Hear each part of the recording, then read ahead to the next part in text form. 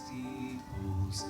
It's the crosses made of gold. It's not just sentimental stories that have been passed down from old.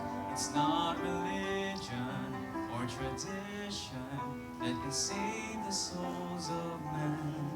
It took the sinless blood of one holy lamb.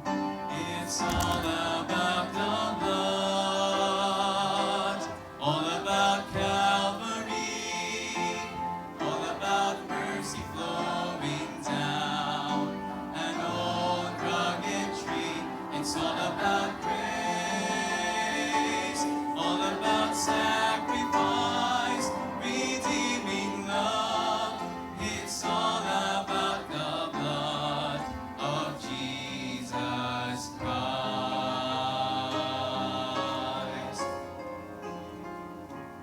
There is a fountain filled with blood drawn from Emmanuel's veins, and sinners plunged beneath that flood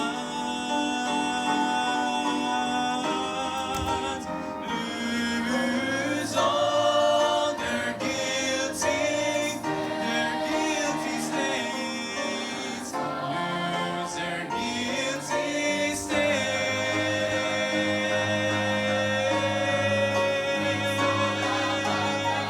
The blood all about Calvary, and mercy flowing down an old rugged tree. More than his faith, sacrifice. Oh, precious is the flow that makes me white as snow. My hope is all about the blood of Jesus Christ.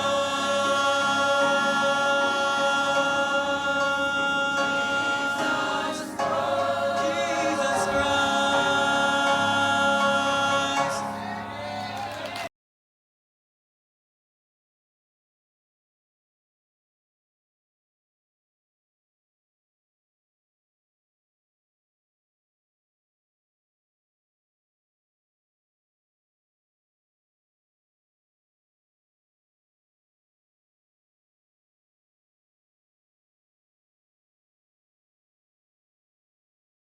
Po sa mga handog po ng ating papuri at pagsamba sa Panginoon. Thank you so much, Sister Marga, sa violin, about It's Not in Vain, at syempre pa po sa ating pong youth choir.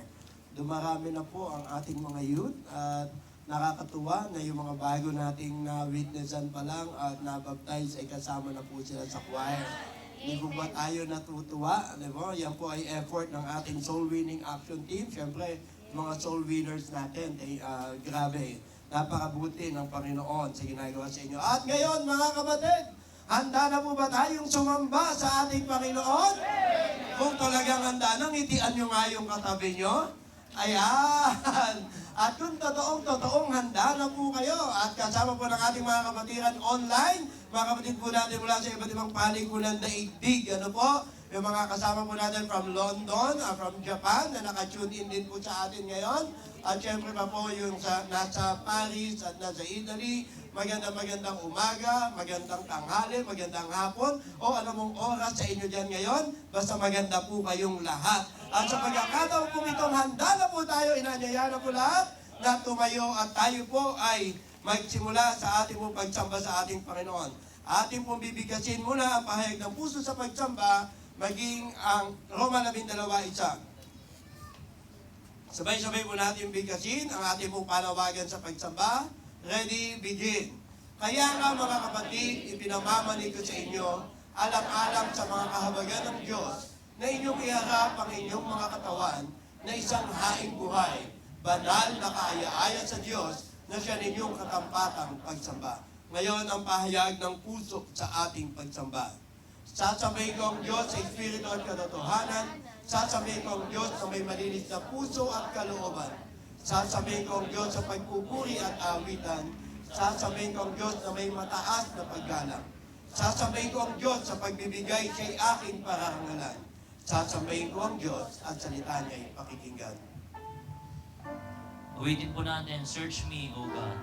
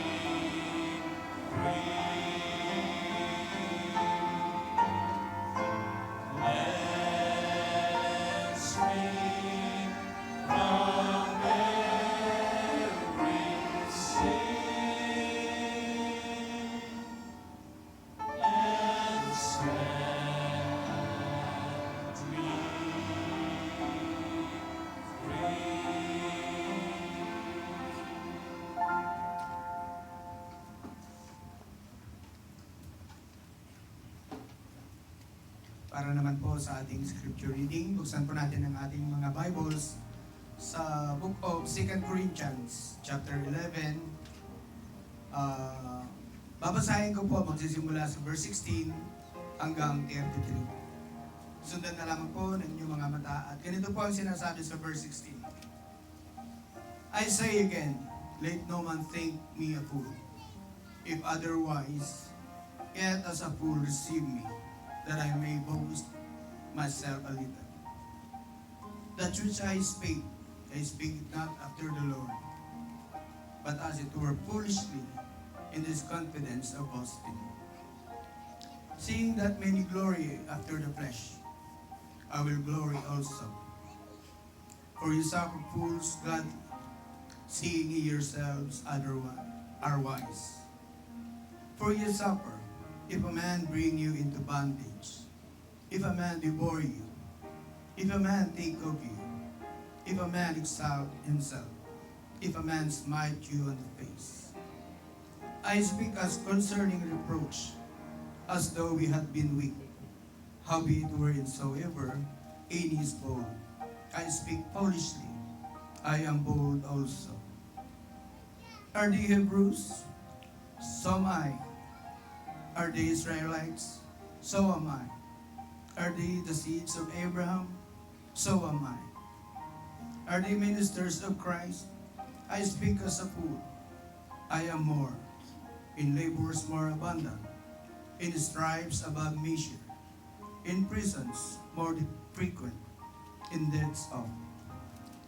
Of the Jews 5 times received I 40 stripes, save one. Thrice was I beaten with rods. Once was I stoned. Thrice I suffered shipwreck. A night and a day I have been in the deep. In journeyings often, in perils of waters, in perils of robbers, in perils of my own countrymen, in perils by the heathen, in perils in the city, in perils in the wilderness, in perils in the sea, in perils among false brethren, in wearying and painfulness, in watching open, in hunger and in thirst, in fasting open, in cold and nakedness. Beside those things that are without, that which cometh upon me daily, the care of all the churches. Who is weak? and I am not weak, who is open, and I burn not. If I must needs glory, I will glory of the things which concern my infirmities. The God and the Father of our Lord Jesus Christ, which is blessed more evermore, knoweth that I lie not. In Damascus, the governor under Aretas and the king keep siege of the Damascens, with a garrison desirous to apprehend me. And through a widow in the basket was I laid down on the wall, and escaped his hands. Purihin po ang pagkakabasa ng salita ng Diyos. Tayo po ay manalangin. Dakilang Diyos, Ama naming nasa langit, Panginoon, maraming salamat po, Diyos, sa umagang ito, Panginoon. Salamat po, Panginoon, sa panibagong araw muli na pinagkaloob niyo sa amin. Salamat po, Diyos, sa pag-iingat mo sa amin, sa buong magdamag, Panginoon. At salamat, Panginoon, sa kalakasan, Panginoon, na mayroon kami ngayon dakilang Diyos. Maraming salamat po, Diyos, sa pribilehyo na muli kami makakapagsamba, Panginoon, sa inyo ngayong umaga, Panginoon. Dalangin namin, Panginoon, na linisin niyo po ang aming mga puso, aming isipan, Panginoon. Patawarin niyo po kami, Panginoon, sa aming pong pagkakasala, dakilang Diyos. Sa umagang ito, Panginoon, nilalapit namin sa inyo, Panginoon, ang aming pong gawain ngayong umaga. Ikaw, Panginoon, ang mapapurihan sa bawat yugto, Panginoon, ng aming gawain. Ikaw, Panginoon, ang siyang madakila. At dalangin namin, Panginoon, na gabayan niyo po kami, Panginoon, sa umagang ito. Maging ang aming bishop, Panginoon, na patuloy mo siyang ginagamit sa iba't ibang dako, Panginoon, ng Pilipinas, Panginoon, maging sa ibang bansa, Panginoon. Dalangin namin dakilang Diyos na patuloy mo siyang bigyan ng magandang kalusugan, Panginoon. At ganun din, Panginoon, ang kanyang family, Panginoon. Ganun din ang aming resident pastor, Panginoon, si Pastor Norman. Patuloy mo siyang palakasin, Panginoon. Patuloy mo siyang bigyan, Panginoon, magandang kalusugan, dakilang Diyos. Maging ang aming kapastoran, Panginoon, na ginagamit mo sa iglesia nito, Panginoon. Mga deacons, mga preachers, Panginoon. At sa lahat, Panginoon, na ministry, Panginoon, na inyo pong nilagay, Panginoon, sa iglesia nito. Panginoon, sa umagang ito, Panginoon, muli kaming lumalapit, Panginoon, sa inyo. At maging, Panginoon, yung aming tagapagsalita ng Panginoon ngayong umaga, dalangin namin, Panginoon, ang patuloy mo yung pagbibigay, Panginoon, sa Kanya ng maayos, Panginoon, na kalusugan, yung mensahe, Panginoon, ng Kanya bibitawan ngayong umaga, Panginoon. Dalangin namin, Panginoon, na ito'y maging pagpapala, Panginoon, sa bawat isa sa amin. Salamat po, Diyos, sa umagang ito, Panginoon. Gabayan niyo po kami at pamunahan, Panginoon, sa umagang ito. Ito po ang aming panalangin sa pangalan ni Jesus. Amen. Amen. Manatili na po tayo nakatayo. This time, maawit po tayo para sa Panginoon. This is the chance. Ayan, bago po tayo magpatuloy sa pag-awit na kasama po natin ang ating mahal na Bishop. Maaaring po muna tayo makaupo, no?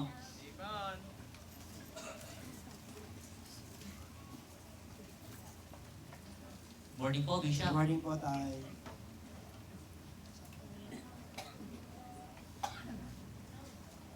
All our visitors, we would like to welcome you sa atin pong worship service, and it is our joy to have you in our church. So ako po ay hindi po ninyo kasama physically sapagkat ako po ay speaker ng People's Baptist Church International dito po sa lugar po ng Valenzuela sa pangunguna po ni Bishop Andaya. So kaya po na-miss ko po ang isang magandang pagkakataon na lagi ko pong hinihintay. Ito po ay ang pagdalaw ng ating pong patriarka. Ano po? Yes, the patriarchs of Living Water Baptist Church is with us this morning. Ito po ay hindi natin in-announce dahil ang naging arrangement po namin, sorpresa po ito. And the good thing about our patriarch, may kasama pa po siya. Ang hindi po may tatangging bahagi rin po ng malaking tulong sa Living Water Baptist Church. So, ang family kasahi po ay ating kinikilala na mayroon pong napakalaking bahagi po sa gawain po ng Living Water Baptist Church. At yun po ang dahilan kung bakit forever grateful po tayo sa pamilya kasahi po. Kaya ngayong umagang ito, I would like to welcome you all sa ating pong service And I am very happy to see that our members are very faithful to God, not just in the presence of their senior pastor, but it is really because their heart to really serve and worship the Lord. Kaya po sa mga bisita natin, welcome po kayo. Now, ngayon pong umaga, special po itong higit sa atin sapagkat nagkaroon ng pagkakataon na madalaw po tayo ng ating pong kinikilala na pinagsimulan po ng ministeryo po ng Living Water Baptist Church. And undeniably, sila po ang umagapay po talaga from the very beginning of the ministry. Kaya po ngayon, humingi po ako ng panahon kay Pastor, kay Bishop Andaya, para lang po ma-welcome po natin. Na bagamat physically, hindi niyo po ako kasama, pero sa mataas na regard ko po sa ating pong mahal na pastor, and I want all the Living Water Baptist churches to meet him, to recognize him, to regard him, being the human founder ng ministeryo po natin. Alam natin ang Diyos po ang nagtayo, pero meron pong human instrument. Kaya nga, overwhelmed po ako na kung saan binigyan po niya ng pagkakataon ang Living Water Baptist Church na kung tutuusin po marapat lang because I want the Living Water Baptist Churches to know na meron po kaming kinikilalang tao na naging very instrumental at talaga namang nag-invest ng kanyang buhay para po sa ministeryo. Kaya po ngayong umaga, gusto ko pong i-welcome po natin si Pastor Elmer Permites, ang kanya pong kasama, at ang ating pong kinikilala. Pastor Elmer, good morning po and thank you for driving for Pastor Dennis Casahe. Mga kapatid, members, sa mga kasama po natin sa online, I want you to meet the Patriarch of Living Water Baptist Church. Ayaw po namin gamitin yung salitang ninuno. Ayaw po namin gamitin yung salitang ninuno. Kaya pinili po natin yung biblical term. Siya po ang Patriarch ng Living Water Baptist Churches. Kaya mga kapatid, nais ko lang pong i-recognize, bagamat i-introduce po siya sa atin ng ating pong resident pastor, but give me an opportunity this morning to introduce to you ang ating pong kinikilalang patriarka ng Living Water, Pastor Dennis Casahe po ng Wilshire Baptist Church, Los Angeles, California. Pastor, maraming salamat po at alam ko po na yung mga tao natin, lalo na kung aware po sila, most of them, they are not aware because as what we arrange, medyo sorpresa po ang ginawa po nating setup. But I know, especially this time, nakasama na po nila kayo, sobrang saya po nila for sure. Lalo na po yung mga pioneering members po natin dyan.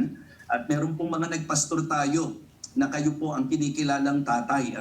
Kaya Pastor, maraming salamat po sa pamilya niyo po, kay Ma'am Cindy. At siyempre pa, hindi natin po pwedeng itsakwera si Mami, si Dr. Casahe na nag-celebrate po ng kanyang birthday. So again, from the bottom of my heart, thank you so much Pastor Dennis. Alam niyo po na ang pagsisipag po natin ay dahil sa una, ito po'y para sa Diyos. Ikalawa, para makita niyo po na naging investment po ng inyong buhay at ganoon din ang pamilya po ninyo. Kasi to consecrate that place, that worship place for the ministry, yun po ay napakalaking pagpapala po sa Living Water Baptist Church. Kaya Living Water Baptist Church, itinuturing niyo po bang blessing ang Casahe family?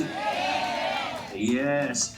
So, purihin po ang Panginoon. Palakpakan po natin ang Casahe family. Of course, to God be the glory. But it is always good to remember and to recognize yung pong naging channel of blessing sa ating pong ministeryo. Kaya babalik ang Panginoon na hindi po natin makakalimutan ang Casahe family. Pastor Dennis, please understand, this is the nature of my work, my calling, my ministry. Talagang ang aking pong trabaho'y lakbay pagmiministeryo. Kaya paumanhitin po na hindi po ninyo ako nakasama physically, pero ako po si Maris, si Sophia na po ang bahala po sa inyo.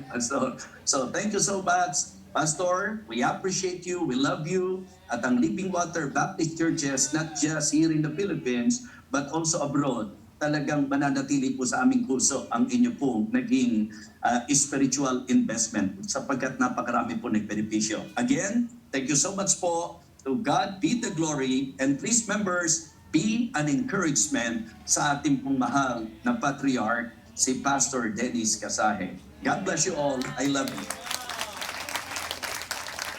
Amen. Maraming salamat po sa ating mahal na Bishop. No, hindi man po natin kasama physically, pero ramdam natin palagi yung puso niya na nandito kasama po natin. Amen. Magpatuloy na po tayong lahat. Tumayo po tayo. At tayo po awit para sa Panginoon. Awitin po natin the Bible stands. Everybody, first stanza. The Bible stands like a rock undaunted with the raging source of time. Its pages burn with the truth eternal and they glow with the light. Everybody, the Bible stands. Amen, Christians. May tumble, it will firmly stand when the earth shall crumble. I will plant my feet on its firm foundation, for the Bible stands. The Bible stands like a mountain towering far above the works of man. Its truth I know never was refuted and destroyed. It they dead. Everybody. The Bible stands though the hills may tumble, it will firmly stand when the earth shall crumble. I will plant my feet on its firm foundation, for the Bible stands. The Bible stands. Every text we give it, for its author is divine. By grace alone I expect to live it and to prove it and make it mine. The Bible stands. Amen. So the hills may tumble, it will firmly stand when the earth shall crumble. I will plant my feet on its firm foundation, for the Bible stands. Amen. Tunay po na may tagumpay sa atin pong kinatatayuan na pananampalataya. Faith is the victory. Everybody. And crossed along the hills of light, ye Christian soldiers rise, and press the battle ere the night shall veil the glowing skies. Against the foe in veils below, let all our strength be hurled. Faith is the victory, we know that all. Lahat po ng ligtas. Faith, amen. Faith is the victory. Oh, glorious victory that all. Ladies, please, ladies. Amen, ladies. Sing on.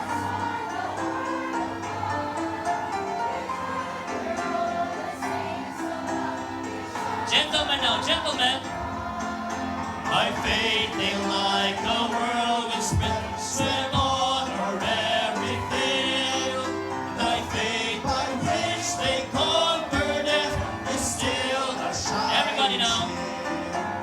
Faith is the victory. Faith is the victory. Oh, glorious victory that overcomes the world. To him that overcomes the foe, white raiment shall begin. Before the angels he shall know his name, confess in hell. Then onward from the hills of light, our hearts with love aflame will vanquish all the hosts of night in Jesus. For the last time, Christians. Faith is the victory. Faith is the victory. Oh, glorious victory that overcomes the world. Amen. Maaari na po tayo makaupo. Wow, napakasarap na awitan po sa ating Panginoon.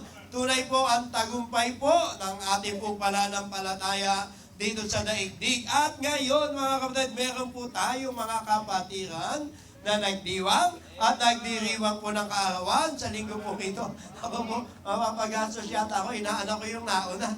Unahin po natin ang unang may birthday si Brother John Luke Nandito ba si JN? Naku po, nakatipid ho ako. Wala siya. Brother Jonel! Brother Jonel, punta po dito sa harapan, please. And then, syempre, si Sister Laila. Thank you so much po. Ayan po ang mga nagdiriwang po ng kaarawan ngayon. Mukhang nagsosoro si Brother Jonel at kinakabahan po ako, Kinakabahan po ako, syempre, ano po. Ayan, mamita. Naku, mukhang napakasarap ang ating lunch mamaya. Brother Jonel, nag-iisa ka ngayon. Awitan po natin si Brother Jonel ng Blessed Birthday. Ready, sing! Blessed birthday to you. Blessed birthday to you. Blessed birthday, God loves you. Blessed birthday to you. Blessed birthday to you. Blessed birthday To you, ayun no? Blessed birthday, we love you. Blessed birthday to you. Good morning po. Salamat po sa greetings. Salamat sa Lord sa panibagong buhay, kalakasan at mga biyayang pinagkakalob sa pamilya po namin. Yun lang po. Maraming salamat po. Amen. Say, blessed birthday to you. Thank you po. Blessed birthday po. At ngayon, meron po tayo, masaya tayo dahil meron tayong mga bisita. Okay, ito po, no? Sila po ay naimbitahan ng ilan po sa ating mga kabatiran mula pa po sa bayan ng Batangas. Lobo, Batangas, dinayo pa po tayo. Ano po? From Lobo, Batangas, si John Paul Alcantara. John Paul, where are you, John Paul? Ayun, si John Paul. Masaya kami nakasama ka namin ngayong umagang ito. Thank you so much for coming. Siya po in-invite ni Brother Nathan Cerilla. Ano, Preacher Nathan, I'm sorry. And then invited po ni Pastor Kurt. No, invited ni Pastor Kurt. Yun lang. Hindi ko mabasa. Ang pangalan. Ikaw nga magbasa ka pa din. Hindi ka mabasa.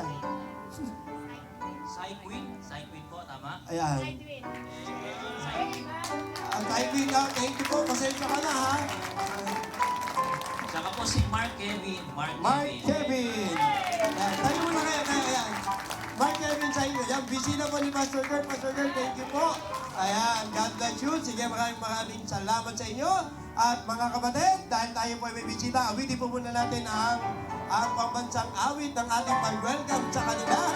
Unang awit, mag-English, saka tayo magkamayan. Pwede po natin ligaya ng buhay. Ligaya ng buhay, kung kilala mo si Kristo. Ligaya ng buhay, kung siya'y manunubos mo. Babaguhin ang iyong buhay, kung siya ay makamtan. Ang maging kay Kristo ay tunay na ligaya ng buhay. What a happy life it will be if you know my Savior Jesus. What a happy life it will be if it is your Savior too. He will change your life completely if you'll just accept Him too. Just receive Him, friends, today, and you'll have a happy life with God. Ligaya ng buhay, kung kilala mo si Kristo. Ligaya ng buhay, kung siya'y manunubos mo. Babaguhin ang iyong buhay, kung siya ay makamtan. Ang maging kay Kristo ay tunay na ligaya ng buhay.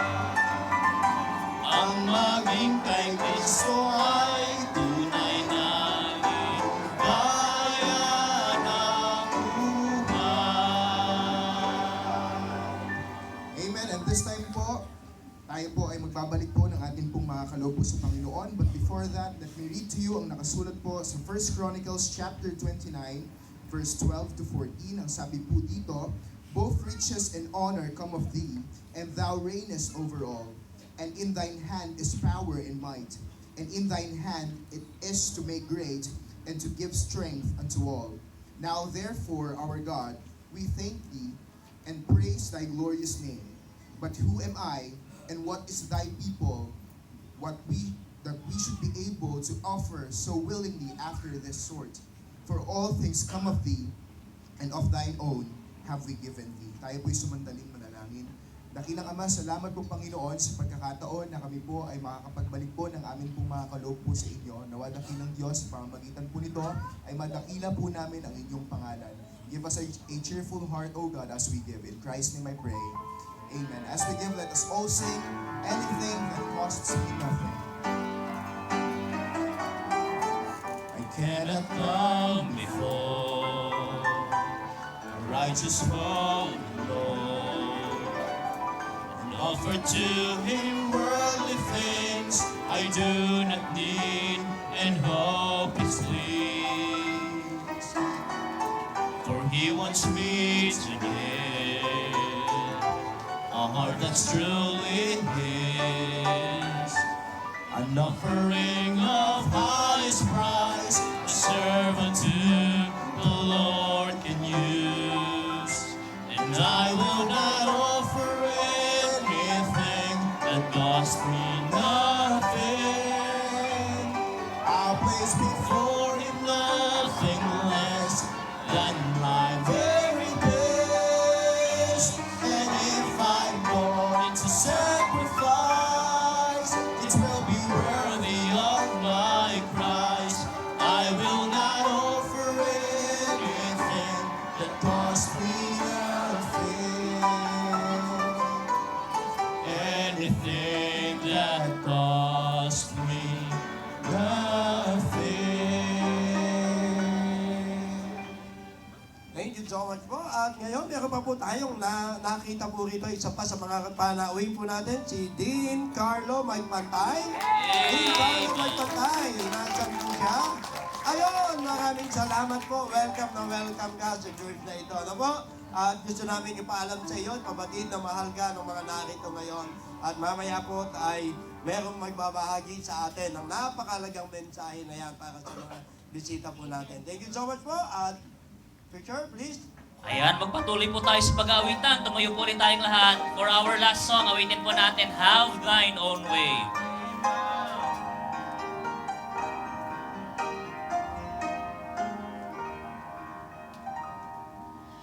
Have thine own way, Lord, have thine own way. Thou art the potter, I am the clay.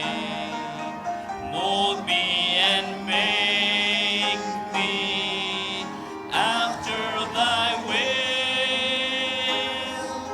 while I am waiting, yielded and still. Have thine own way, Lord, have thine own way. Search me and try me, Master, today. Whiter than snow, Lord, wash me just now, as in thy presence humbly I bow. Have thine own way, Lord, have thine own way. Hold o'er my being, absolute sway. Filled with thy spirit, till all can see Christ only, always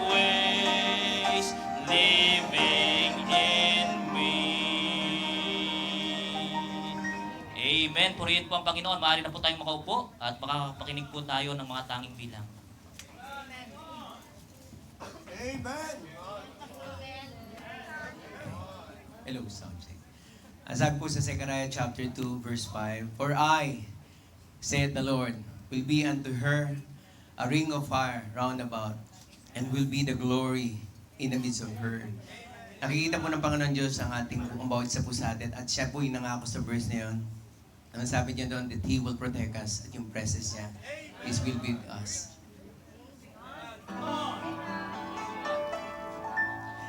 And I will be a ring of fire around you, and I will be the glory in your midst, and the power of my presence will bring you to your knees, and I will lift you up again.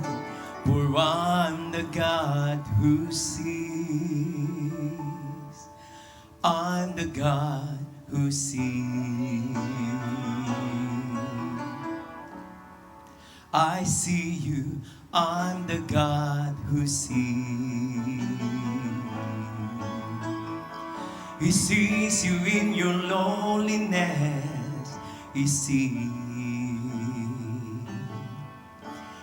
Yeah, He's the God who sees.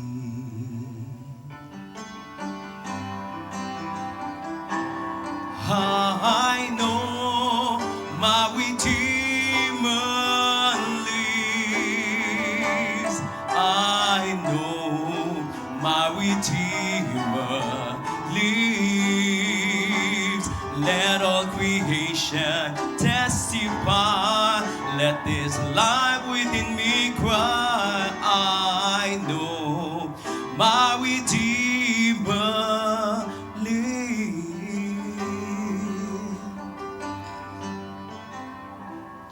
Who taught the sun where to stand in the morning? And who taught the ocean you can only come this far? And who showed the moon where to hide till evening? Whose words alone can catch a falling star? Well, I know my Redeemer lives.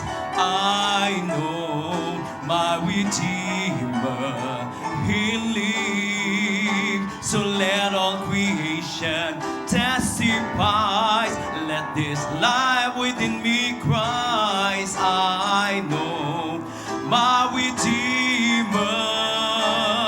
See, He lives to take away my shame, and He lives forever. We can proclaim that the payment for my sin was the precious life He gave. But now He's alive and there's an empty grave.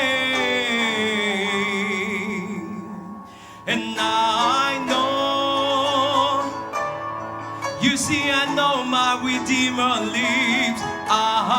I know that I know, I know that I know. See, my Redeemer lives, 'cause He lives, He can face tomorrow. Oh, yes we can. You see, the tomb is empty now. He lives, I can tell you that He lives. I spoke with Him this morning, and the God who sees, He hears, He speaks, and He moves. So we gotta tell everybody He lives. It is finished. The battle is over. It is finished. There'll be no more war. It is finished. The end of the conflict. It is finished. And Jesus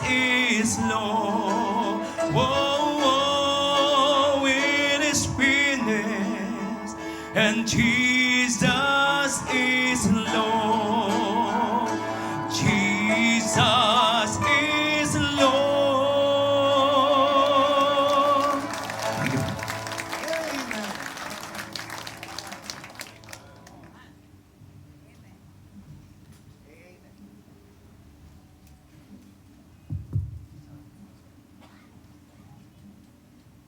Amen. Amen. Praise God. Good morning po sa ating lahat.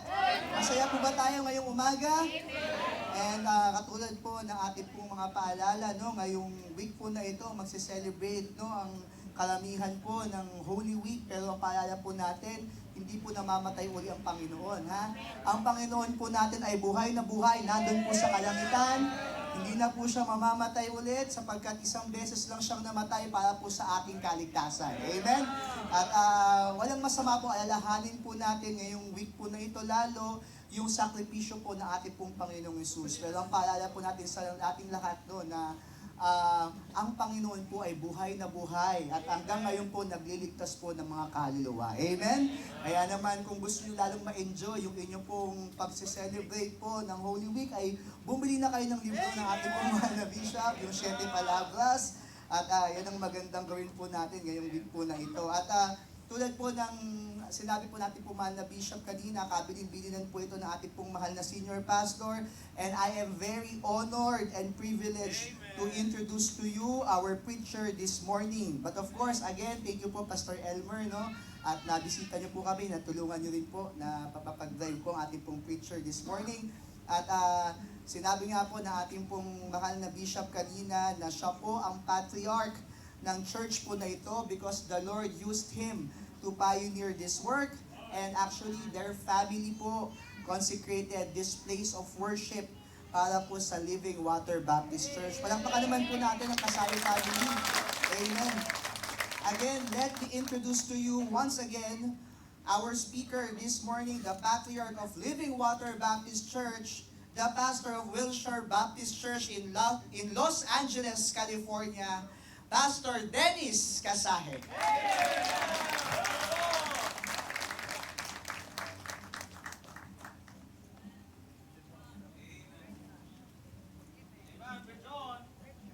Salamat, Gusto. Maraming mic. God bless you po at salamat ng marami. Pinupuri ko po ang Panginoon at nagkaroon tayo ng pagkakataon na makadalaw sa gawaing ito. At we praise God for allowing us. Ilang beses po ako nakaka-uwi, almost every year. Ay umuwi po ako pag dalawin si Mami. No? Siya po ay nag-celebrate ng 90 years birthday, 90th birthday. At gusto niya sumama actually at galing kaming Laguna kanina. Sabi ng mami ko, saan ka magsasalita? Dito sa Living Water, Santa Mesa. Gusto po niya sumama. Kaya ang problema ay, alam mo na, yung tuhod niya, baka hindi po siya makakyat. Pwede po siguro umakyat, pero baka hindi na makababa. So sabi ko, mami, panoorin mo na lang siguro ako, baka may tape o live. So binabati po niya rin kayo. Gusto niya kayo mapiling muli. At naalala ko nung yung gawain natin. 32 na, bali 31 last year, 32 years this year. It's still fresh in my mind, yung unang-unang service natin. Alam ko si Pastor Poy, wala na pala dito. Pastor Poy, remember that yung pinanggalingan ng church na ito, galing po ito sa isang church na actually na-split, naghiwalay. Nandun po ako nung service na yon na naghiwalay. Alam niyo ang bagay na ito, hindi lahat ng paghiwalay hindi maganda. Kung minsan may kailangan paghiwalay. Sabi ko, hindi natin maiiwasan yung pag-split o paghiwalay. Sunday po yun eh. Sabi ko, ang pwede nating iwasan ay magkaroon tayo ng hindi magandang spirito. Sabi ko, saan man naman mangyari sa ating church, magsimula man yung kami na humiwalay, ang mahalaga, sabi ko, itong in-emphasize ko po. Pag nagkita kayo diyan sa kalye, pag nagkita kayo diyan sa Armagsaysay, o kung saan man kayo magkita, o sa palengke, o supermarket, magpatian kayo. Amen. Magpatian kayo. Yakapin nyo isa't isa, kamustahin nyo, kung kamusta yung gawain. Sapagkat, tayo po'y mananampalataya. Iisa po ang Espiritong nakatahan sa atin, iisang ating tagapagligtas, iisang langit ang pupuntahan natin. Buti kung hiwa-hiwalay ang langit, hindi naman, isa lang naman yun. Isang Diyos ang sinasamba natin. Kaya ano man na mangyari po sa ating buhay dito, huwag tayong magtatanim ng sama ng loob. Kung meron man kayong pagkakaiba o hindi pagkakasundo sa isang kapananampalataya, okay? Don't let that destroy your spirit. Kaya ito po ang resulta. Ito ay resulta ng isang gawain na maganda ang panimula sapagkat walang maasim na spirito. At nawa ipagpatuloy natin. Alam niyo, sa buhay po bilang pastor, I surrendered to the Lord around 1982. And in my experience sa Christian life, isang bagay ang aking, may mga decision tayong ginagawa. We make decisions, we make choices, we make decisions all the time. Isa po sa pinaka mahalaga at pinaka kaaya-aya at isang nakakaluwalhati sa Panginoon na desisyon ay yung pong tatagan church na ito dito. Nagsimula po tayo, no? Tandaan nyo, ewan ko kung ilan na lang nandito, no? Nagsimula tayo sa gym, prayer meeting, umuulan, may bagyo, yung pong balde na sumasalo sa tulo, siguro mga 5 o 7 balde yun, kasi tumutulo dyan po sa corner. Nandiyan pa ba yun? Sino nakakaalam po nandiyan pa yung gym? Wala na, no? Pastor Vic, nandun pa? Yung gym, wala na, no? Anyway, tapos hindi pa na-i-announce na may service, kaya ang attend lang nun, ilan lang kami, 7 lang yata, Pastor si Gulimlim, si Nato, no? But you see, sometimes, pag ang gumawa ang Panginoon, talagang, pag nagbukas ng pinto ang Panginoon, hindi niya pwedeng isara. At pag nagsara naman ng Lord ng pinto, hindi niya pwede buksan. Ganyan lang yan eh. So, naghanap kami ng lilipatan. That was, yung unang tinignan namin, diyan sa looban, may San Miguel ba diyan? Parang may lupa silang binibenta. San Miguel yun, ano? Inaalok, ibinibenta nila. Pero sabi ko, ayoko nung church na tago. Gusto ko yung church kita lagi. Sapagkat yung mga kailangan o naghahanap sa Panginoon, huwag na natin pahirapan ako. Lagyan na natin dito sa Maro. So, nag-open po ito. May bakery dyan dati, Haha Bakery. Nasunog. Siguro nakalimutan na nagbabantay yung niluluto niya pandesal. Nasunog. Pati yung building nasunog. Pero yun po ang way na maging bakante itong corner na ito. So, you know, every time I see what God is doing, I just praise Him. I say, Lord, talagang mahalaga lang sa mananampalataya ay sumunod sa iyo. At manampalataya sa iyo. Sabi nga ng isang awit, trust and obey, for there's no other way. It's always been like that in the Christian life. You have to trust and obey. So we praise God. At isa pong pinakamagandang desisyon na nagawa natin o nagawa namin ay yung tawagin si Bishop Freddy De Vega upang maging pastor ng church na ito. Talaga po siya ang itinalaga ng Panginoon dito. Sapagkat I attempted na ilang pastor ang tawagin, ilagay, dahil ako nga po ay mag-stay sa Amerika. Pero hindi nagkakaroon ng fruition. Pero nung si Bishop De Vega ay nailagay po rito, ng Panginoon, hindi naman po ako naglalagay niya Panginoon din. Pero dapat alert tayo sa Panginoon. Di ba? So nung siya po ay inyong naging bagong tatay dito sa gawain ito, ay talaga pong lalong naluwalhati ang Panginoon. Sapagkat ang puso po niya, ay katulad din ng puso ko. Isang nga sinasabi ko kay Bishop, Bishop, alam nyo, pareho tayo ng spirito pareho tayo ng way of trusting the Lord. Sapagkat, kuminsan, mga pastor, iba-iba rin, di ba, no? Pero mayroong mga manggagawa na talagang alam mong lapat kayo. Yun po si Bishop sa aking buhay. So, anyway, just continue praising the Lord, continue trusting God. God never fails, right? God never fails. Gusto ko lang i-share ngayong umaga mensahe na masusumpungan sa John chapter 15. John, okay, you want to stand? Okay, John chapter 15. Wag niyo po, babasahin ko isang verse sa John 10. Pero ang text po natin, John 15. Pupunta po tayo doon. Sa John chapter 10, ang sabi po ng Bible, the thief cometh but to steal and to kill and to destroy. And Jesus said, I am come that they might have life and that they might have it more abundantly. So, lilipat po tayo sa John 15. Alright? John 15.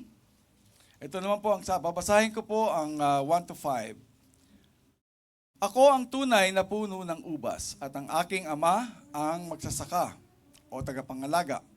Ang bawat sanga na sa akin ay hindi nagbubunga ay inaalis niya at ang bawat sanga na nagbubunga nililinis niya upang lalong magbunga. Kayo'y malinis na sa pamamagitan ng salita na sa inyo'y aking sinalita. Kayo'y manatili sa akin at ako'y sa inyo, gaya ng sanga na di makapagbunga sa kanyang sarili, maliban na nakakabit sa puno. Gayon din naman, kayo, maliban na kayo'y manatili sa akin. And verse 5, ako ang puno ng ubas, kayo ang sanga, ang nanatili sa akin at ako'y sa kanya, ay siyang nagbubunga ng marami sapagkat kung kayo'y hiwalay sa akin, ay wala kayong magagawa. Pagpalain ng Panginoon ang kanyang salita. Let's pray. Lord, I pray that you bless the word that will be shared this morning. Glorify your name. That's all we ask, Lord. In Jesus' name we pray. Amen. Pwede na po tayong magsiupo. Ito pong ating text, John 15, para malalo nating maliwanagan, ay katatapos lang ng, kumbaga, Last Supper. Okay, Last Supper ng mga alagad ng Panginoon. Alam niyo saan yon? Sa upper room. So pagka tapos nila ng Last Supper, ay sinabi ng Panginoon doon sa John 14 verse 31, at gayon din ang aking ginagawa. Magsitindig kayo at magsialis tayo rito. So pababa na sila from the upper room at papunta na po sila sa Garden of Gethsemane. Total, ito malapit naman yung Holy Week na, no, this week. So on the way to the Garden of Gethsemane, may mga ubasan. Mga half, maybe 1 kilometer away pa po yung lalakarin nila. So may mga ubasan silang nadaanan. Alam niyo yung Panginoon, ginagamit niya sa sermon niya, kung ano yung nakikita ng mga tao. Ganun po siya mag-sermon. Para very vivid, parang yun ang pinaka-PowerPoint, yun ang pinaka-video niya sa sermon niya, kung ano yung nakikita sa paligid. So dumaan sila sa isang ubasan. Alright? Pagdaan niya sa isang ubasan, ginamit niya yung pagkakataon na yun upang ituro niya sa mga alagad, kumbaga his last sermon before the 7 sayings. Ito po ang last sermon niya before the cross. At sabi nga, I am the true vine and my Father is the husbandman. So ginamit niya yung ubasan. Dito niya ipinakita ang kahalagahan ng makahulugang buhay. Paano tayo magkakaroon ng makahulugang buhay? Alam niyo, binasa ko sa John 10:10, Jesus said, I came that you might have life and that you might have it abundantly. Right? Kaya siya na parito. Dapat nating maintindihan, ibig sabihin ng abundantly, kasi ginagamit ng ibang mga prosperity gospel, abundantly, dapat maganda kotse mo, magandang bahay mo, magandang relo mo. Kala nila yun ang ibig sabihin ng abundantly. Hindi po. You can have all those things and not have a meaningful life. You can have all those things. In fact, marami tayong kilala na meron ng lahat ng yun, pero miserable pa rin ang buhay. Ang sinabi ng Panginoon, I came that you might have life, true life, eternal life, and that you might have it more abundantly. Ibig sabihin, habang nandito kayo, pwede kayo magkaroon ng abundant life. Ibig sabihin po ng meaningful life. Makahulog ang buhay. Yun lang naman po ang mahalaga sa atin dito. It doesn't matter if you live 90 years, 100 years. Doesn't matter if you live 30 years, 10 years. Ang mahalaga is, did you have a meaningful life? Makahulog ang buhay. So ito naman pong John 15, dito itinuturo ng Panginoon paano magkaroon ng makahulugang buhay. Nagbigay po siya ng mga antas o mga aral. Ano ba ang tunay na paraan? Pag ikaw'y Kristiyano na, mga bagay na dapat mong gawin para maging meaningful ang life mo. And I'll give you number 1. Ang sabi po niya rito, Ako ang tunay na puno ng ubas at ang aking ama ang magsasaka. And then verse 2. Sa English ko po babasahin, every branch in me that beareth not fruit, he takes away, and every branch that beareth fruit, he purgeth, that it may bring forth fruit. And then sabi niya, abide in me. Okay, malinaw yon. Abide in me, and I, sabi ng Panginoon, in you. Very simple. Abide in Christ, and Christ abide in you. Christianity is not about what church you belong. Christianity is not about who you follow as a leader. Doesn't matter. Christianity is about who is in you. That's Christianity. Kahit ikaw ay nasa tamang kapulungan, tamang church, tamang lahat, tamang Bible, tamang lahat, pero kung si Kristo ay wala sa iyo, hindi ka mananampalataya. That's it. Christianity is you in Christ and Christ in you. So the first point na sinabi ng Panginoon is this. To have a meaningful life, you must have a Christ-centered life. Christ-centered. Everything, your whole life revolves around one person. And that is the person of Jesus Christ. Alright? Kasi maraming tao, iba ang kanilang pananaw sa Kristyanismo. Nakakalimutan nila, pinaka-importante, kung ang buhay mo ay nakasentro kay Kristo. Alright? Bakit kaya mahalaga yun? Bakit kaya mahalaga na ang buhay natin ay nakasentro kay Kristo? Number 1. Dapat nakasentro ang buhay natin kay Kristo sa kaligtasan. Sa kaligtasan. Ang sabi po ng Acts chapter 4 verse 12, there is no other name under heaven whereby we can be saved but only through the name of Jesus Christ.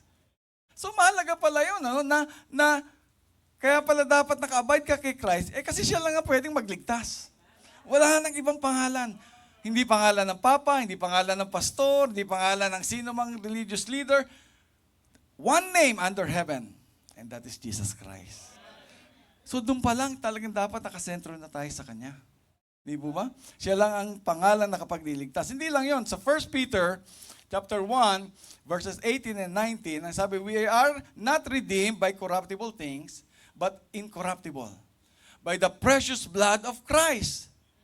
Kaya pala dapat naka-asa tayo sa Panginoon, hindi lang ang tanging pangalan niya tayo maliligtas, but tanging dugo niya ang pwedeng magbayad ng ating kasalanan. Wala na palang ibang dugo. Ngayon pong Holy Week, kami po mami ko taga Bataan. Sa Bataan, pag ganyang Holy Week, lumalaki po ako, marami nagpe-penitensya. Alam niyo yun, di ba? Penitensya.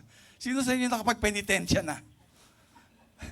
Tinatakpan nila yung mukha nila, tapos nakitang-kita ko po yung papamagain nila yung likod. Pag maganat manhead, either pako o basag na anything sharp, iano sa likod, tapos papaduguin mo yun. Thinking na yun ay makakabawas sa kanilang kasalanan. Yung pong bilang ng, ano ba yung tawag dun sa pangganon nila? Pagaspas or something? Yung pong bilang ng cylinder na nakabit doon, yung po ang bilang ng taon na panata nila, na gagawin nila yon para sila'y mapatawad sa kanilang kasalanan. So kung yun 7 years nilang gagawin yun, 7 yun. Alright? Ngayon, pag nalaglag yun at naputol, di mababawasan yung years nila. Pero, may mga nagpapako rin sa krus, di ba, Holy Week? Pero hindi tinatanggap ng Diyos ang kanilang dugo. Isang tanging banal na dugo lamang ang tatanggapin ng Diyos bilang kabayaran sa kasalanan. Hindi lang ng kanyang kasalanan, isang tao, hindi lang isang pamilya, hindi lang isang bansa, kasalanan ng buong mundo. Only one blood. The blood of Jesus Christ. No wonder sabi ng Panginoon, if you abide in me and I abide, that's how important Jesus is. His name is the only one that can save. His blood is the only one that can pay for our sins. Not only that, He is the only one who can give us eternal life. Sabi po John 3:16, paborito natin.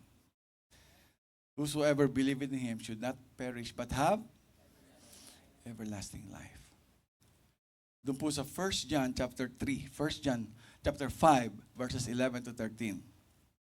Ang sabi po doon ay, whoever has the Son has the life. Whoever does not have the Son of God does not have eternal life.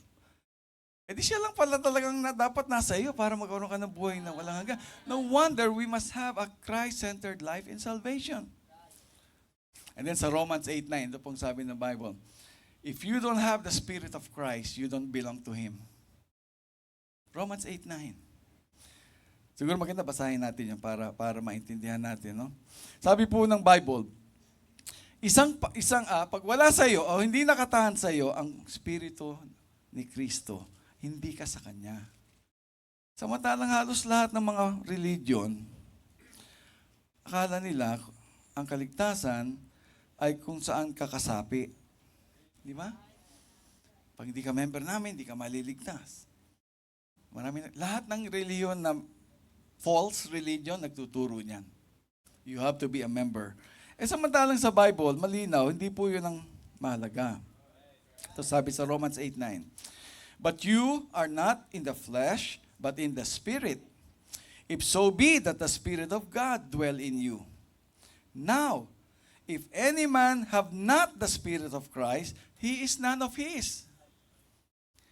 No wonder we must have a Christ-centered life because His name is the only name that can save. His blood is the only payment for our sins. Accepting Him is the only way to have eternal life. And having the Spirit of Christ is the only way to belong to God. No wonder nung sinabi ng Panginoon, unless you abide in me and I in you. Marami po siguro yung iba akala porket protestante sila o baptist sila ay ligtas na sila. Marami po mga bata ngayon, kabataan na umaattend ng church, tamang church. Pero pagdating ng college, lalo na sa Amerika, hindi ko po masyadong dito, nawawala na sa church. Nadadala na ng makamundong filosofiya. Kasi, lumalaki sila, pag tinanong mo sila, ikaw ba ay Christian? Yes. Because my parents are Christian. Are you a Baptist? Yes, my parents are Baptist. But they never had a chance to own their faith. Akala nila yung faith ng magulang nila, porque tamang faith, damay na sila doon. Di ba? Akala nila, siguro tama naman ako kasi sumasama ako sa mami at daddy ko, umaakit kami doon sa 3rd floor sa Santa Mesa. No? Nabautismuhan pa kami noon. Pero ang totoo niyan, hindi nila tunay na tinanggap si Jesus bilang tagapagligtas. Kaya madaling maligaw, madaling madaya, yun po ang problema. Christ-centered life. Number 2, sabi sa chapter 15 verse 7. If you abide in me, yun po yung pinag-usapan natin. And my words abide in you. Yung next key. Hindi lang si Kristo ay nakatahan sa atin. Ang sabi niya, at ang aking salita ay nakatahan sa inyo. Ang tawag po doon ay Bible-nurtured life. Okay? If my words abide in you. Sa mga tuwid, hindi lang sapat na, sa kaligtasan, sapat na si Kristo itanggapin natin. Pero kung gusto niyo makahulog ang buhay bilang Kristiyano, yung salita ng Diyos ay sa puso natin. Sabi po sa Psalms. Okay, I'll go to Psalms. Aklat ng mga awit, chapter 119. Ang sabi po sa verse 9. Wherewithal shall a young man cleanse his way? By taking heed thereto according to thy word. Kaya po maraming mananampalataya ay hindi victorious sa kanilang pang-araw-araw na lakad. Nahirapan pagtagumpayan ang mga tukso. Nahihirapang pagtagumpayan ang mga bisyo, marahil. Sapagkat hindi sila nagbabasa ng salita ng Diyos, hindi pinag-aaralan ng salita ng Diyos. You wanna cleanse your way? Take heed according to thy word. Sundin nyo. Take heed. Ibig sabihin nun, sundin nyo yung mga naririnig ninyo. Di po ba? Ngayon nakarinig kayo ng sermon, narinig niyo ang salita ng Diyos, right? Pero yung take heed, hindi lang Hindi sinabing, just hear the word of God. Take heed. Sundin nyo yung narinig nyo. Doon po nagkukulang maraming mananampalataya. Galing ka ba sa church? Yes. Ang ganda ng sermon. Ako, ang ganda ng preaching ni Bishop, ni Pastor. Ay, narinig mo? Yes. Susundin mo ba yung narinig mo? Doon malaking pagkakaiba. Kaya ang buhay natin hindi lang Christ-centered po, dapat po ay Bible-nurtured. Yung talagang ikaw ay pinalusog ng salita ng Diyos. Hindi lang po yun. Sabi sa 119, verse 9 po yun. Sabi sa verse 11, Thy word have I hid in my heart that I might not sin against Thee. Usually, ginagamit po natin ang verse na ito pagdating sa Bible memorization, right? Thy word have I hid. Pero hindi po sinabi na, Thy word have I hid in my mind. Heart. Malaki po ang pagkakaiba ng mind at heart. You can memorize all the text that you want in your mind. But the only way it can be in your heart is if you make the Word of God a part of your belief system. Yung pong heart sa Bible, yung hindi lang yung pusong gumagana. Ibig sabihin, maging bahagi ng iyong belief system.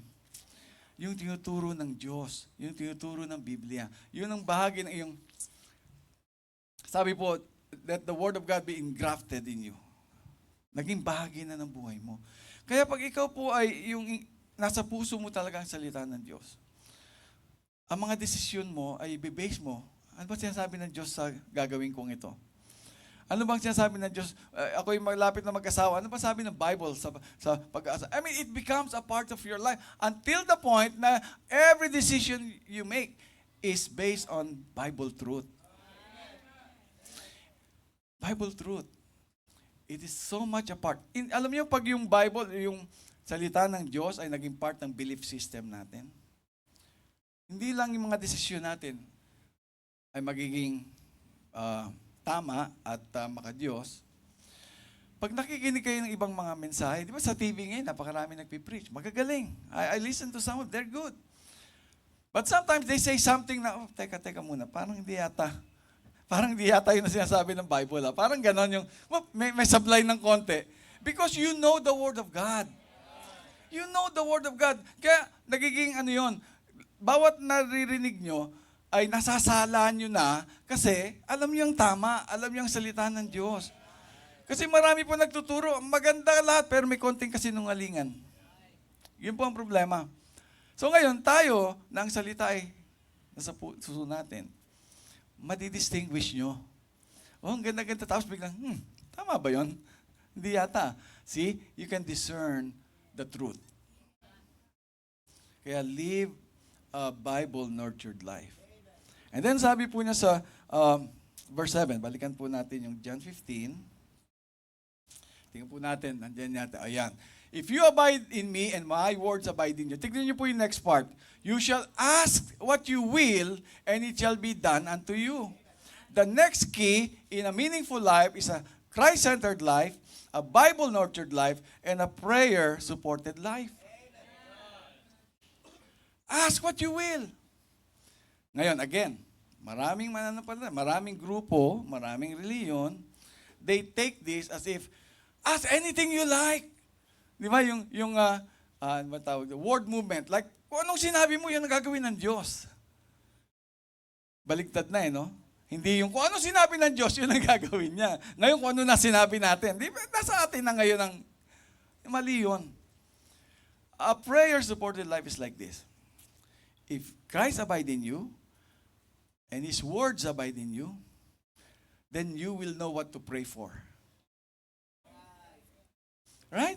Hindi ka hihingi ng anumang bagay na salungat sa salita ng Diyos. Kaya bibigay ng Diyos kasi hindi ka humingi ng para sa iyo. Humingi ka ng kalooban ng Diyos. There are two important things when you pray. Number one, make sure it's according to the Word of God. Number two, make sure it's according to the will of God. And the only way you'll know is when the Word of God is in your heart. Then, dun nyo lang malalaman kung ano ang kalooban ng Diyos. Lagi yan, araw-araw magkasalungat yung kalooban natin at yung kalooban ng Diyos. Marami tayong gustong gawin. But you have to ask, Lord, ito po ang hinihingi ko, ito ang plano ko, pero Panginoon, kung hindi ito ang kalooban mo, huwag mo ibigay. Have you prayed that prayer? Nagkaroon na ba kayo ng ganun pagkakataon? Lord, gustong-gusto ko ito, itong hinihingi ko, itong gawin mo. Pero Lord, kung hindi mo kalooban, sara mong pinto. Simple. Nung kami po ay nagpunta sa, siyempre may interview, di ba? May interview yan. Consul sa embassy. Basta ang prayer naming mag-asawa ni Cindy, Lord, pag hindi mo kalooban, na pumunta kami doon, isara mo yung pinto. Yung talaga pag sinara, mamamaga yung ilong mo. Ganon kalinaw ang gusto ko sa Lord. Kaya pumunta kami doon, hindi kami kinakabahan. Kasi kung hindi kami bigyan ng visa, di sinara ng Lord ang pinto. Walang problema sa amin. Pag nagtitiwala kayo sa Diyos, walang wrong answer. Laging tama ang answer ng Panginoon eh. Kasi binigay niyo ang kalooban niyo o pinasakop niyo ang kalooban niyo sa kalooban niya. Di ba? Di ba sabi ng Panginoon, Holy Week, di ba? Not my will, sabi niyang Panginoong Jesus, but your will be done. Even Jesus Himself prayed that prayer. We're not gonna be greater than Jesus. We're gonna not be above than Jesus. But He Himself, the Son of God, prayed, Father, not my will, but your will be done.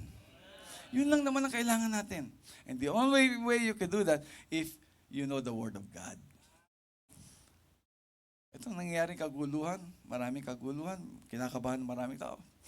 Matagal na po sinabi ng Panginoon yan eh. Wala nang bago yan. Hindi na bago yung gera na yan. Hindi na bago yan. Yung pestilence, yung COVID, yung pagbagsak ng market. Hindi na bago yan. Huwag na tayo ma-surprise. Sinabi na ng Panginoon yan. Yung sasama ang sanlibutan, sasama ang mundo, ang mga anak ay lalaban sa magulang, ang mga tao ay mawawalan ng pag-ibig sa puso. Hindi na bago yan. Ano pa sinabi ng Panginoon yan? Ba't pa tayo magugulat? Sabihin mo na, Lord, thy will be done. Thy will be done. The next po is verse 8. Verse 8, 16, and verse 5. Sabi po rito. Verse 8. Herein is my Father glorified, that you bear much fruit. So shall you be my disciples. Not only a Christ-centered life, not only a Bible-nurtured life, not only a prayer-supported life, but a fruit-bearing life. Fruit-bearing life. Kasi po, gusto ng Panginoon, ang tunay na mananampalataya actually ay automatically magbubunga. Alam niyo ba? Ang bunga na hinahanap ng Panginoon, ang pinaka-importanting bunga na hinahanap ng Panginoon sa buhay natin ay yung bunga ng isang kaluluwang tumanggap sa Panginoon.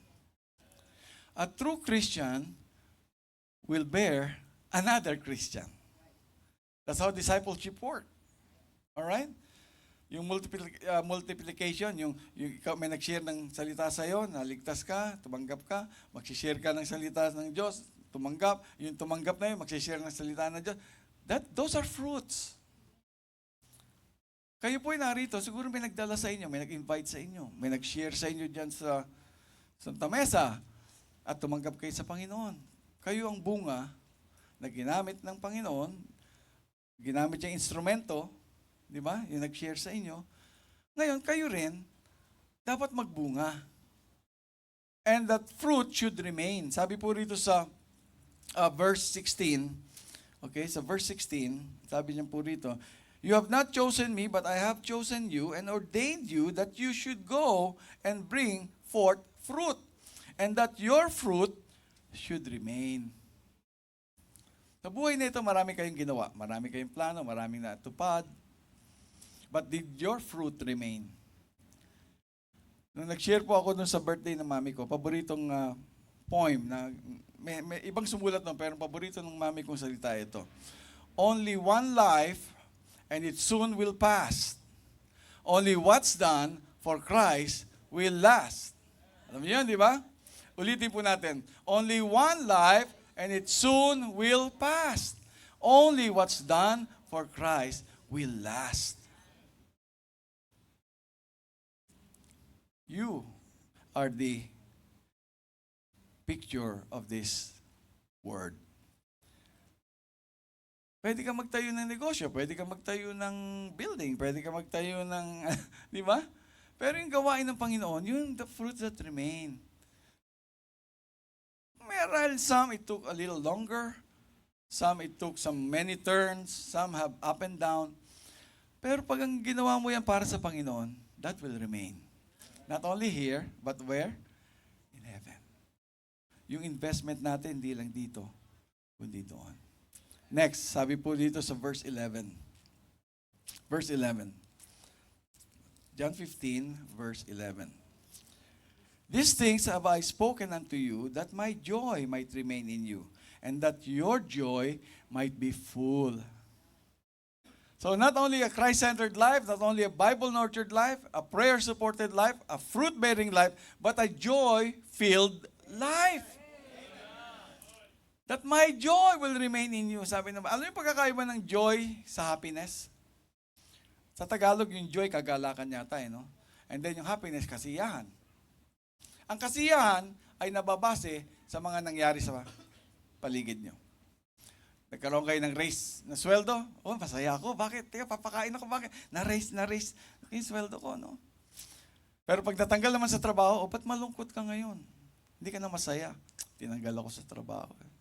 Diba, no? Dahil doon nakabase yung iyong happiness, happenings. Pero yung joy, hindi nakabase sa happenings. Nakabase yun sa Diyos. Kaya walang makapagnanakaw nun sa inyo. Yung kagalakan, sabi nga ng iba, may aircon tayo, di ba? May aircon tayo rito.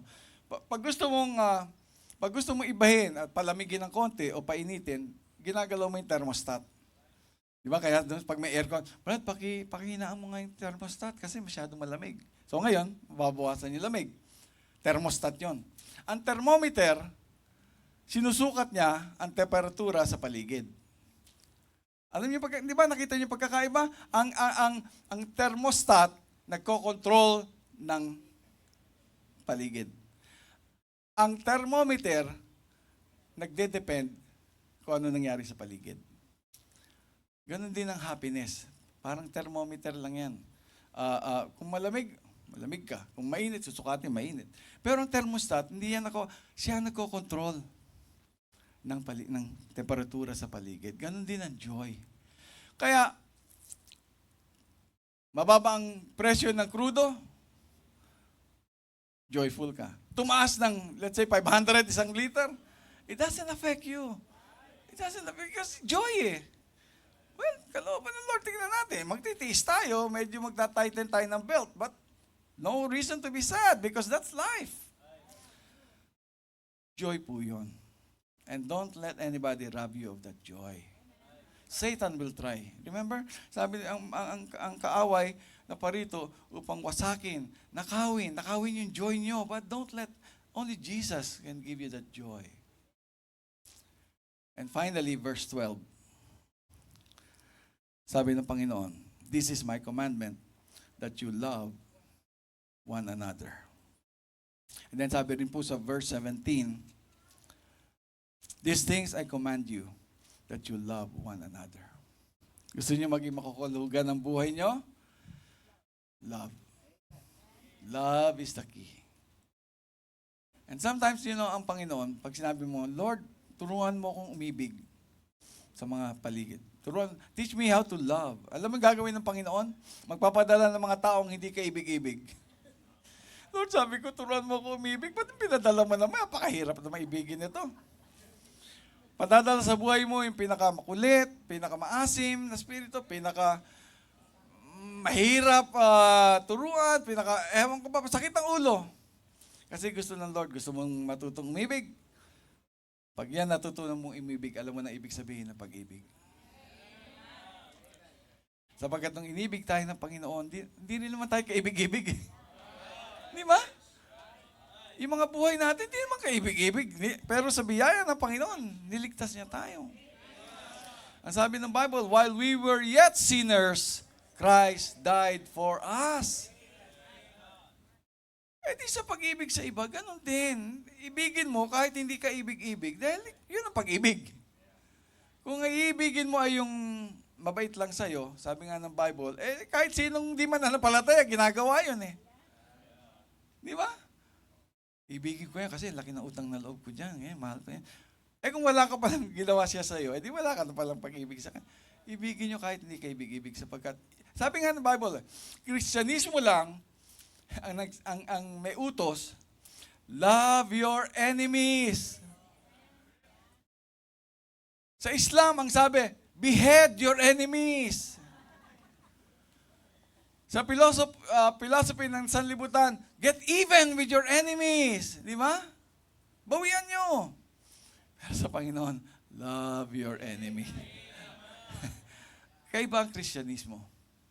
Kaiba talaga. We are unique. There's no other faith like us. But you have to be firm. You have to follow God. And to do that, you must have all this key to a meaningful life. We do not know what will happen tomorrow. 2 years, 3 years ago ba yun? Punta kami ni Brother Elmer, kasama mami ko. Di ba? Nabangga kami, head on. Nag-pray kayo, alam ko nagpipray kayo, nakita niyo yung x-ray. That was 2.5 years ago, Brother Elmer. Si Pastor Elmer, tumilapon, nag-somersault. Okay?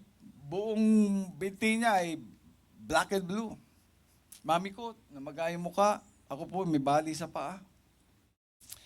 I mean, we don't know. Uwi lang kami dun sa probinsya, magbabakasyon. Last 2 days ko na, mag-enjoy na lang namin. And then those things happen. There are many things that happens in life. We do not know how short, how long we will stay here. God could have taken us that time. Pero alam nyo, when you live a meaningful life, doesn't matter what happens tomorrow. You know where you're going. You know who is in you. You know who you belong to. And you know who is abiding in you. And you know you are in the center of God's will. Total peace. Total peace. Let us pray. Manalangin po tayo. Father in heaven, Lord, I pray in Jesus' name. Help us. Give us the grace, the strength, the empowerment from the power of God, the Holy Spirit of God, to live a life that is meaningful as a Christian. Help us, Lord. Humble us if you have to. Chastise us if you have to. But mold us into the kind of person you want us to be. While every heads are bowed and eyes are closed, habang tayo nanalangin, I want to pray for you. Gusto po kayong pag-pray. Maybe you want to make a decision that from now on, my life will be nurtured by the Word of God. I will do things according to the will of God and to the Word of God. Can you make that decision right now? Christ will be the center of everything I do. Every decision I make will be to glorify Him. If that's your prayer, maaari mo pakitaas lang ang kamay niya. If that's your prayer, taas yun. Lord, yes, Pastor, pray for me. That's the kind of life I want to live. Yun ang tanging buhay na gusto kong pamuhay. Sa natitirang taon ng aking buhay, I want it to be that way. Christ-centered, Bible-nurtured, prayer-supported, fruit-bearing life. And love-motivated life. Love-motivated life. If you raise your hand, let's all stand. Tayo po tayong lahat.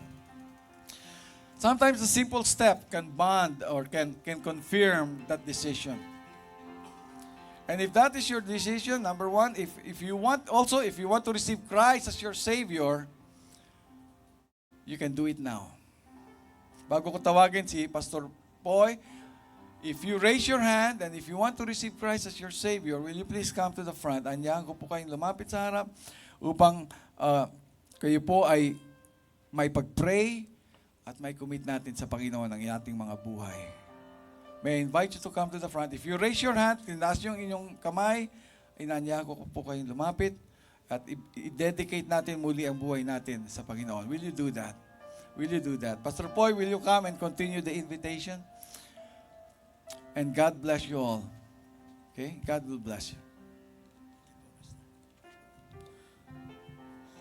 Mga kapatid, sa pagkakataon pong ito, nakita po natin ang napakagandang mensahe po ng ating Panginoon. And if God spoke to you right now, the altar is now open, and let's come to the Lord in prayer.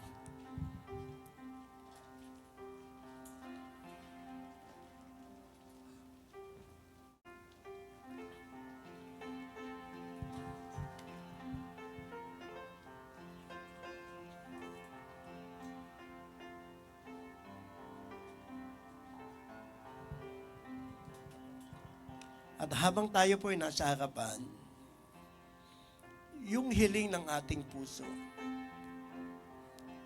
yung ninanais mong sabihin sa Panginoon, speak to God right now. Sa iyong pagtungo sa harapan, sabihin mo sa Panginoon, ano yung laman ng puso mo? Ano yung dinadaing mo sa Panginoon? Ito pong altar na ito ang ating tanging lugar upang tayo po ay muling makipag-ugnayan sa Panginoon, upang tayo magsuko ng mga bagay na sa palagay natin tayo itinutuwid at itinatama ng ating Diyos. Mga bagay na sa palagay natin tayo po ay ninanais ng Panginoon na lalo pang lumapit sa Kanya. As He being the vine, at tayo po bilang mga branches. Come on, pray.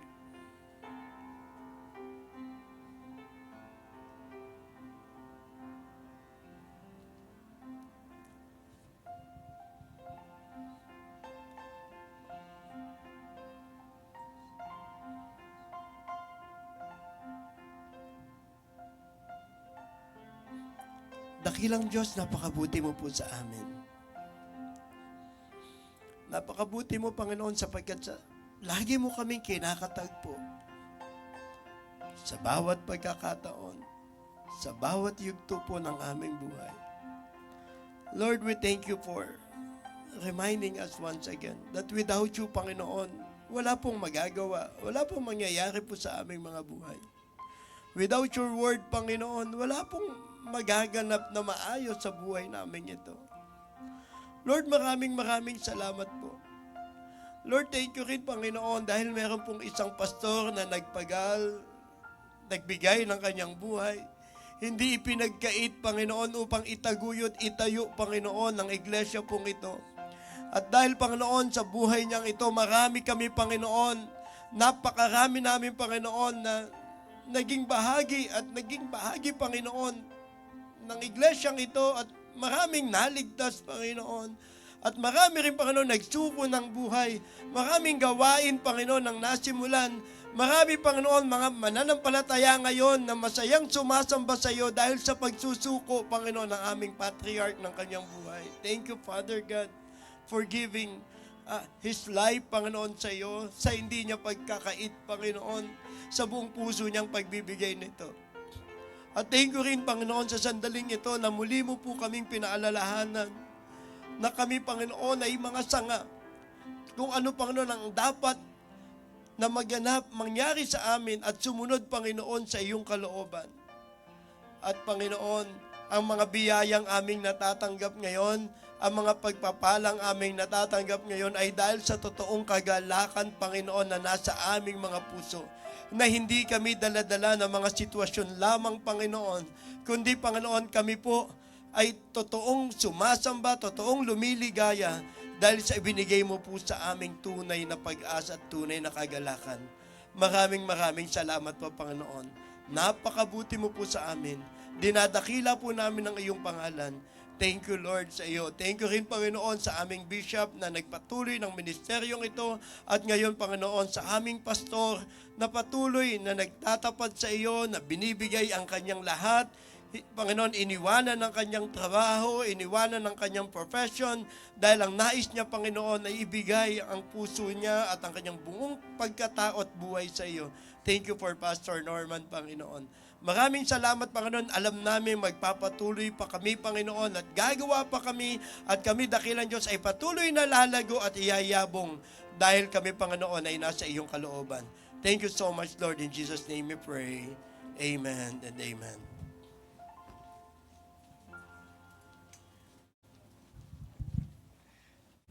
Amen. At habang kayo po ay bumabalik po sa inyong upuan, sobrang beneficial po na ating po napakinggan na mensahe. Amen? Talagang ito po ay makakatulong po sa atin, no? At siguro bago po tayo magpatuloy po, tatawagin ko po ang lahat po ng ating pong pastoral staff. Bilin po ito ng ating pong mga na bishop. So lahat po ng pastoral staff po natin, lahat ng preachers at deacon, kung maaari po na pumunta po kayo dito po sa harapan, kasama ko po. At Pastor Dennis, napakasarap pong alalahanin po, no, ng kasaysayan po ng church po na ito. Lalo na po, karamihan po sa amin po dito ay hindi naman po namin naabutan po yan. In fact, nung nagpastol po kayo dito nung 1994, parang 2 years old pa lang po ako noon. No? So, hindi pa po ako ligtas at wala pa po ako sa muwang po noon. Kaya napakasarap pong isipin po na, imagine nyo, malaman nyo po na ang building po na ito, lalo to dito po kinosecrate yung ating pong church, yung auditorium, no? Dati pala tong bakery, no? Imagine nyo po.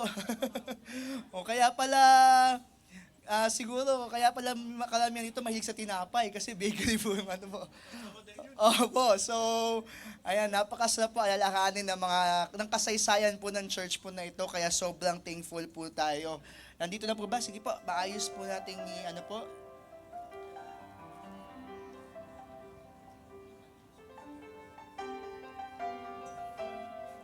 At tatawagin po natin, of course, yung ating pong mahal na pastor, Pastor Dennis Casahe, upang iparamdam din po natin yung pagmamahal po natin sa kanila. And syempre po, tatawagin din po natin si Pastor Elmer na sabi nga po ni Bishop kanina, hindi matatawaran din po yung contribution niyo din po, Pastor Elmer, dito po sa kasaysayan po ng church po na ito. And we would like to present to you a certificate of appreciation. Living Water Baptist Church, Santa Mesa, Manila, Philippines, presents this certificate of appreciation to Pastor Dennis V. Casahe in grateful appreciation of your faithful dedication to the ministry and for serving as our preacher during LWBC's worship service. We thank you for your impactful role in the history of LWBC, whose life and labor have laid a strong foundation and lasting legacy for the work of the Lord.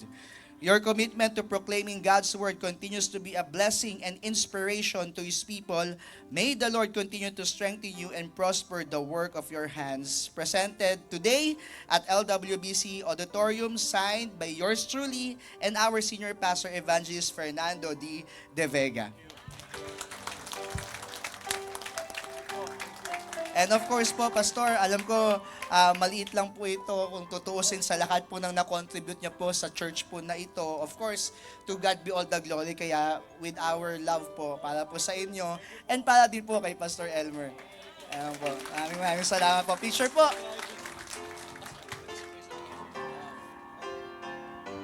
Again, thank you. May God bless you all. May we continue till Jesus comes. Stay in the faith, trust the Lord, and obey His word. God bless po. Mga kapatid, ang patriarch po ng Living Water Baptist Church,